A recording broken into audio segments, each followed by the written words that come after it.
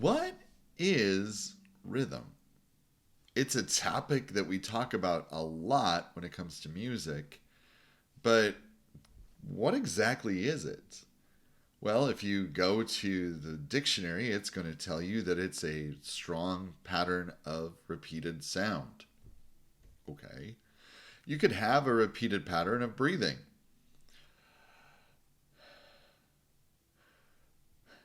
You could have a repeated pattern of tapping your hand. That works. But when we're talking about music, what exactly is rhythm? One of the big things to me when it comes to rhythm in music is the stress of the sound. The stress in 4/4 time, that's 4 beats per measure, and the quarter note getting the beat, is that the first beat is going to be the strongest. The third beat then would be the second strongest. 1, 2, 3, 4. This gives motion and movement to the music, where it doesn't just sit there and 1, 2, 3, 4. There's no drive forward. There's no movement at all, other than just those beats stagnating there and sitting there. But here's the thing: when we talk in different rhythms. Sometimes those words get different stresses. Sometimes those words get a little bit faster or slower. And all of this leads to language, leads to conversation, leads to understanding one another. And when it comes to music, it's the same idea. I talk about this a lot with students, that it's a language. Music is a language.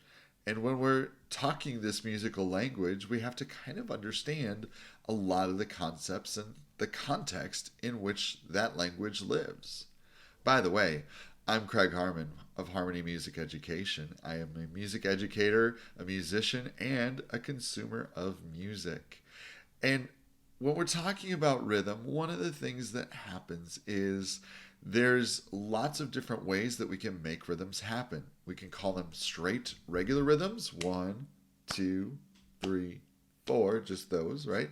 Or we can even subdivide the rhythms. We can make those beats, those counts smaller. 1 and 2 and 3 and 4 and. What I was just doing there when I first was counting was 1, 2. Those were the quarter notes. When I was adding that and 1 and 2 and, those were eighth notes. We can get even smaller, down to 16th notes or 32nd notes or 64th notes if we wanted, but we won't do that today. But the idea of rhythm is a really important concept to understand first. Now, yes, we have rhythm instruments. Those make sound, but they use that rhythm, that length of sound, the different lengths, the different stresses of sound to make music. I know it's sound, but it's music because it's all about the different stresses of those beats. So, on this Theory Thursday, we're going to focus in on rhythm today. Next week, we're going to dive into another concept of music and rhythm called syncopation.